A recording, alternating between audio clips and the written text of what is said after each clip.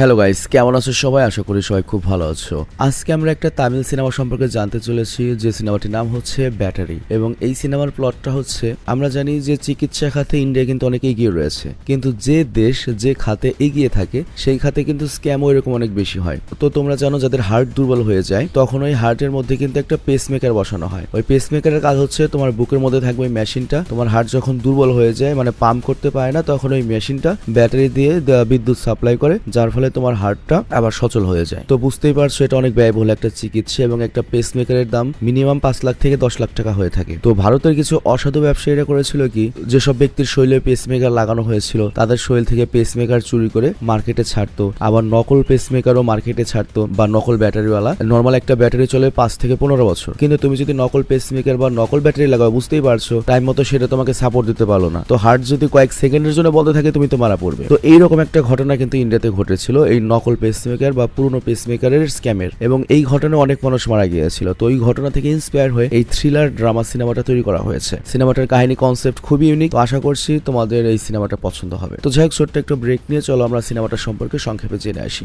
স্বাগতম প্রিয় বন্ধুরা, তোমরা কি একঘেয়েমিতে ভুগছো? তাহলে মজা পাওয়ার জন্য আজকের বিষয়টি একদম উপযুক্ত তোমাদের জন্য। এখানে তোমরা বিভিন্ন খেলার ফলাফল জানতে পারবে, খেলা সরাসরি দেখতে পারবে, এবং ভবিষ্যৎবাণী করার মতো মজার একটি অংশও রয়েছে, যেখানে তুমি অনুমান করতে পারো কোন দল জিতবে, কতটা ব্যবধানে ইত্যাদি। এতে রয়েছে আকর্ষণীয় পুরস্কার জয়ের সুযোগ, বিলাসবহুল গাড়ি, নামি মোবাইল ফোন, কম্পিউটার এবং আরো অনেক কিছু। এটি এমন একটি বিশ্বস্ত জায়গা যেটি PSG এর মতো আন্তর্জাতিক খেলার দলের পৃষ্ঠপোষকতা পেয়েছে, তাই এতে কোনো সন্দেহের সুযোগ নেই। নতুন কিছু খেলার সংযোজন হয়েছে, যেমন দ্রুতগতির চ্যালেঞ্জ খেলা ও মুরগির পথ চলা খেলা, যেখানে সহজেই খেলে আনন্দ নেওয়া যায়। আর হ্যাঁ, যদি তুমি আমাদের প্রচারমূলক সংকেত ব্যবহার করে নিবন্ধন করো, তাহলে পেতে পারো 12,000 টাকা পর্যন্ত পুরস্কার একদম বিনামূল্যে। সঙ্গে থাকবে প্রথম জমাই অর্থের পর বিনামূল্যে ঘূর্ণনের সুযোগও। অর্থ গ্রহণ ও প্রেরণ করা যাবে খুব সহজভাবে,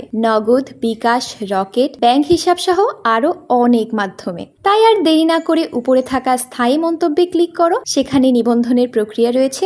শুধু আমাদের প্রচার সংকেতটি ব্যবহার করলেই তুমি বোনাস পেয়ে যেতে পারো। তো ব্রেক শেষে আমরা মূল ভিডিওতে আসলাম। তো এই সিনেমার কিছু প্লট আমি আবার সংক্ষেপে বলি। এই সিনেমাতে দেখানো হয় একটার পর একটার অদ্ভুত মার্ডার হতে থাকে, তবে খুনি এখানে কোনো ক্লু রাখে না, তবে প্রতিটা লাশের পাশে একটা করে চার্জ শেষ হওয়া ব্যাটারি থাকে। তো এই অদ্ভুত ক্লুগুলো পুলিশকে পুরো ঝামেলার মধ্যে ফেলে দেয়। আর এই গল্পের হিরো হচ্ছে একজন তুখুর বুদ্ধিমান শত নতুন পুলিশ অফিসার, যার নাম হচ্ছে পুগোস। আর সেই কেসটা সলভ করার দায়িত্ব নিজের কাঁধে তুলে নেয়। আর সে বুঝতে পারে এটা কোনো সাধারণ সিরিয়াল কিলার নয়, সে অত্যন্ত চালাক এবং সবকিছু আগে থেকে প্ল্যান করে তারপর সবাইকে মারছে। তবে তদন্ত যত এগোতে থাকে তত বেশি টুইস্ট আসে, মানে দেখা যায় খুনি ওই পুলিশের মধ্যে থেকেই। তো কেন পুলিশই খুনি হচ্ছে, বা কেনই প্রতিটা লাশের পাশে একটা করে ব্যাটারি পাওয়া যাচ্ছে, তো এই রহস্যের জট ছাড়াতে চলো আমরা চলে যাই 2017 সালে মুম্বাই থেকে, যেখানে এক ভোরে একজন জজ এক্সারসাইজ করার জন্য নিজের গাড়িতে করে পার্কে আসেন, এবং তার প্রোটোকলের জন্য বা সেফটির জন্য একজন পুলিশ অফিসার ওনার সাথে ছিল। তো সেই জজ সাহেব জগিং করতে করতে কিছুটা যখন এগিয়ে যান, পেছনেই তার ইন্সপেক্টর কারোর সাথে কথা বলায় বিজি হয়ে পড়ে। কিন্তু এরই মধ্যে সেই জজ সাহেবের কার্ডিয়াল অ্যাটাক শুরু হয়, মানে হার্টে ব্যথা শুরু হয়, সে ওখানে অজ্ঞান হয়ে পড়ে যায়। তো ইন্সপেক্টর তো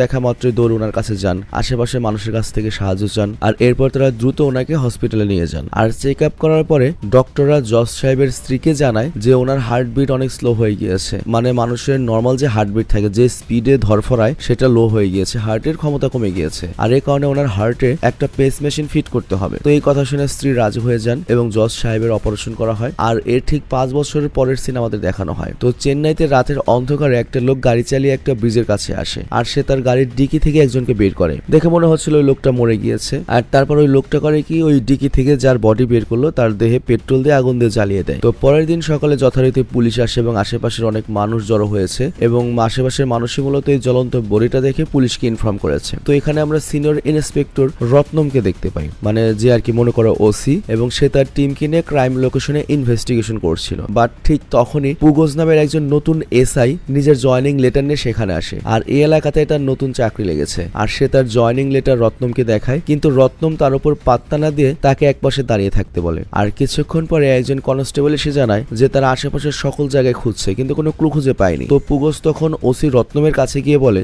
স্যার ক্রাইম সিন দেখে মনে হচ্ছে ব্রিজের ওপরে আমরা কোনো ক্লু পেতে পারি। তবে ওসি রত্নম উল্টো রেগে যায় এবং বলে, আরে ভাই তুমি এখানে এসেছো আধা ঘন্টাও হয়নি, তুমি আমাকে শেখাচ্ছ কিভাবে ইনভেস্টিগেশন করতে হয়? আমি গত 25 বছর ধরে পুলিশের চাকরি করছি, তাই তোমার ভালো হয় যদি তুমি আমাকে জ্ঞান না দাও। আর তুমি চাকরি কিভাবে পেলে? তো এর উত্তরে এসআই পুগোস বলে, আমি মেরিট লিস্ট থেকে পাশ করে এসেছি। তো এই কথা শুনে ওসি রত্নম এবং তার সঙ্গীরা হাসতে শুরু করে। মানে তাদের ধারণা ছিল যে এই ছেলেটা হয়তো ঘুষ দিয়ে চাকরিতে এসেছে। তো যাই হোক, এরপর ক্রাইম সিনের ডগ আনা হয় এবং আশেপাশে অনেক জায়গায় চেক করার সময় ওই ডগ করে কি ব্রিজের ওপরে যায় এবং কনস্টেবল তখন ওপর থেকে চিৎকার করে বলে, ব্রিজের উপরে কিছু এভিডেন্স পাওয়া গিয়েছে। মানে এসআই পুগোসের কথাই ঠিক ছিল। তো এরপর তারা সবাই ওপরে গিয়ে দেখে যে বডি পোড়ানোর দাগ রয়েছে সেখানে, অর্থাৎ খুনি ওপর থেকে বডিটা পুড়িয়ে নিচে ফেলে দিয়েছিল। তো এরপর রত্নম করে কি সেই পুড়ে যাওয়া বডিটা হসপিটালে নিয়ে যাওয়ার দায়িত্ব এসআই পুগোসকে দেয়। তো পুগোস সেই বডিটা নিয়ে হসপিটালে যায় এবং সেখানকার সকল ফর্মালিটিস শেষ করে থানায় ফিরে আসে। তবে এখনো পর্যন্ত এই বিষয়টা পরিষ্কার নয় যে এই লাশটা কোনো ছেলের ছিল নাকি মেয়ের। তো এরপর থানায় রত্নম ফিরে এলে পুগোস করে কি তার কেবিনে গিয়ে 5 জন নিখোঁজ মানুষের রিপোর্ট দেয় এবং সে বলে, স্যার আমাদের এই নিখোঁজ লোকদের ব্যাপারে খোঁজ নেওয়া উচিত, তাহলে হয়তো এই লাশের পরিচয় জানা যাবে। বাট এখানে ওসি রত্নম আবার ওকে ধমকায় এবং বলে, এই চেন্নাইতে আরো কত থানা আছে জানো, তাদেরকেও কাজ করতে দাও, আর পোস্টমর্টম রিপোর্ট আসুক তারপর দেখা যাবে, এখন এখান থেকে যাও। তো এসআই পুগোস তখন মনের দুঃখে সিটে এসে বসে পড়ে। আর পরের সিনে আমরা আশা নামের একটা মেয়েকে দেখি,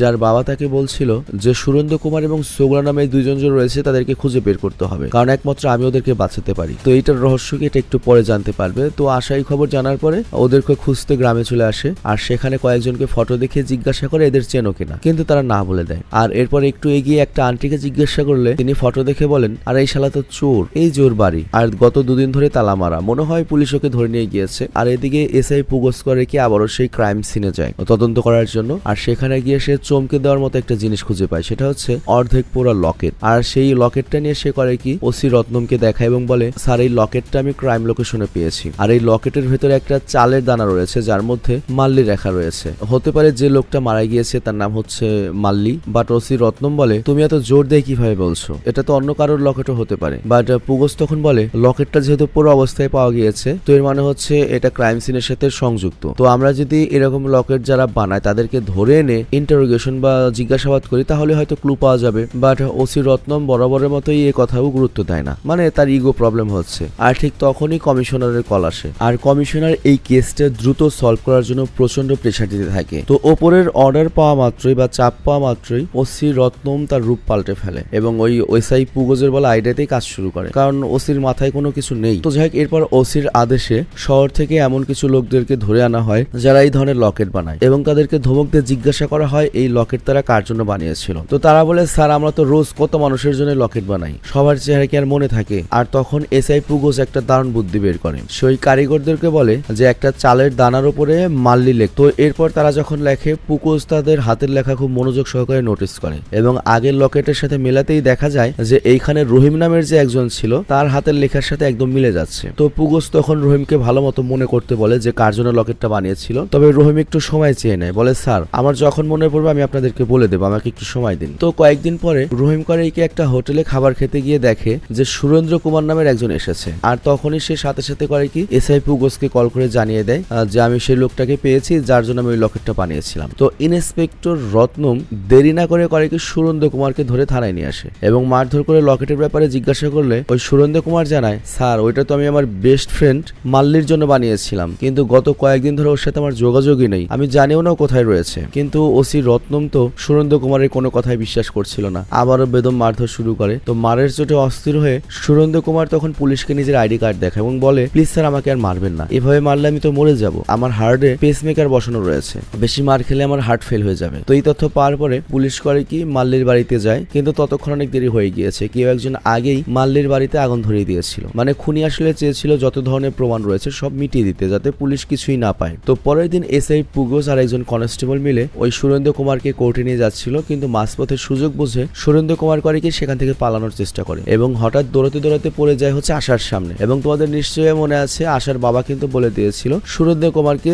খুঁজে নিয়ে আসতে, ওকে একমাত্র আমি বাঁচাতে পারি। তো আশা তো আগে থেকে সুরেন্দ্র কুমারকে খুঁজছিল, কিন্তু সুরেন্দ্র কুমার আশাকে তো আর চিনতে পারে না, চাকুর ভয় দেখিয়ে ওর বাইকে চড়ে সেখান থেকে পালিয়ে যায়। আর এরপরে আমরা দেখি সিনেমার একটা বিশাল টুইস্ট, মানে আশা নিজেই করেছে কি সুরেন্দ্র কুমারকে কোর্টে নিয়ে যায় এবং জামিনের ব্যবস্থা করে এবং জজ সাহেবকে বলে, স্যার পুলিশ কেন কোনো ইনভেস্টিগেশন ছাড়াই সুরেন্দ্র কুমারকে অ্যারেস্ট করেছে, আর সে তো মাল্লিকে মারেও নি এবং তার ব্যাপারে সে জানেও না, তো কোনো জোর জোরালো প্রমাণ ছাড়া আপনারা কিভাবে ওকে দোষী প্রমাণ করতে পারেন? তো সুরেন্দ্র কুমারের বিপক্ষে ওরকম কোনো জোরালো প্রমাণ না থাকার কারণে জজ সাহেব করে কি কুমারকে বেল দিয়ে দেয়। আর এর কয়েকদিন পর একটা সোনার দোকানে একটা চেন চুরির ঘটনা ঘটে। তো দোকানদার তখন পুলিশ ডাকলে সেখানে অফিসার পুগোস পৌঁছায় এবং ওই দোকানে গিয়ে সে আশাকে দেখতে পায় যে কিনা এখানে কেনাকাটা করতে এসেছিল এবং পুগোস তো আশাকে দেখেই চিনে ফেলে যে এইটাই সে মেয়ে যার বাইকে করে কুমার পালিয়েছিল। মানে এই কেসের কারণেই ওদের দুজনের পরিচয় সূত্রপাত হয়। আর এরপর স্ক্রিনে এন্ট্রি হয় ভিক্টর নামের একটা ব্যক্তির। আর সে তার কপালে থাকা পুরনো একটা ক্ষত দেখে নিজের মেয়ের কথা মনে করছিল। অ্যাকচুয়ালি ভিক্টর তার মেয়ের সাথে যখন গাড়িতে করে যাচ্ছিল হঠাৎই বড় একটা লরি এসে তাদের গাড়িকে ধাক্কা দিয়ে ওদেরকে অ্যাক্সিডেন্ট করিয়ে দেয় এবং এই অ্যাক্সিডেন্টে ভিক্টরের মেয়ে অন স্পট ডেড হয়ে যায় আর ভিক্টর চলে যায় হচ্ছে কোমায়। আর পরের সিনে দেখা যায় অচেনা একটা লোক করে কি ওসি রত্নমকে কল করে এবং তাকে মেরে ফেলার হুমকি দেয়। আর ওই লোকটার চেহারা কিন্তু আমাদেরকে দেখানো হয়নি। আর এরই মধ্যে এসআই পুগোস এবং আশার মধ্যে বন্ধুত্ব থেকে প্রেম শুরু হয়ে যায়। আর অন্যদিকে ভিক্টর তার সিনিয়র অফিসারের কাছে গিয়ে ফিটনেসের সার্টিফিকেট জমা দিয়ে বলে যে আমি আবারও ডিউটিতে জয়েন করার পারমিশন চাই। তো এইখানে আমরা জানতে পারি ভিক্টর নিজেই মূলত একটা মনে করো সার্কেল এসপি, মানে 3 ওসির প্রধান। তো যাই হোক এরপর ওসি রত্নমকে দেখানো হয় এবং ভিক্টর মনে মনে কোন একটা কারণে এবং তার কাছে মনে হচ্ছিল তার মেয়ের অ্যাক্সিডেন্টের কারণে বা তার অ্যাক্সিডেন্ট করানোর কারণে ওসি রত্নমের হাত রয়েছে। তো যাই হোক হোলির দিন আমরা দেখতে পাই ওসি রত্নম এবং তার টিম সিকিউরিটির ডিউটি করছিল। আর সেই সুযোগে মাস্ক পরা সেই খুনি ওসি রত্নমকে কিডন্যাপ করে অজানা একটা জায়গায় নিয়ে যায় এবং খুনি করে কি ওসি রত্নমের মুখে অনেকগুলো ব্যাটারি ঢুকিয়ে দেয় এবং নিজের গান দিয়ে ওকে শেষ করে দেয়। আর অদ্ভুত ব্যাপার হলো এই পিস্তল দিয়ে গুলি করার পরও কোনো আওয়াজ হয়নি, মানে ভেতরে কোনো বারুজ নেই। তো পরের দিন নিউজ চ্যানেলে খবর ছড়িয়ে পড়ে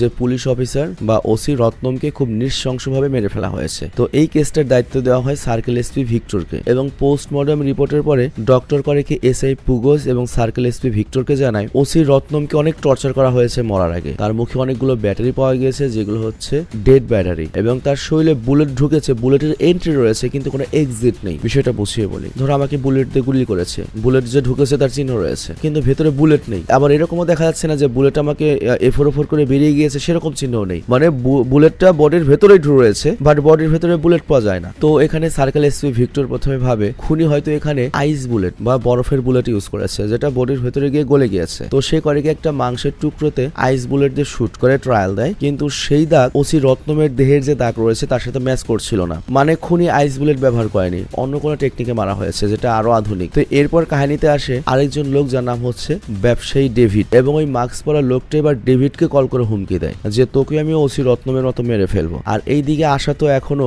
সগুনা নামের আরেকজনকে খুঁজছে, যে মানে দুজনকে তো খুঁজতে বলা হয়েছে, একজনকে খুঁজে পেয়েছে আরেকজনকে খুঁজছে। আর ওইদিকে আমরা দেখি ডেভিড আর তার বন্ধু অর্জুন পুলিশের কাছে গিয়ে কমপ্লেন করে যে তাদেরকে মেরে ফেলার হুমকি দেওয়া হয়েছে। তো সার্কেল এসপি ভিক্টর তখন সাথে সাথে ওই ব্যবসায়ী ডেভিডকে ফুল সিকিউরিটি দেওয়ার নির্দেশ দেয় কিন্তু খুনি তো আগে থেকে সবকিছু সেট আপ করে রেখেছিল। সকালে উঠে ডেভিড মূলত কি করে, ও তো ক্রিশ্চিয়ান, ওদের যে ধর্মের একটা সিডি রয়েছে সেই সিডি বা গান প্লে করে ও করে কি ইয়োগা করে।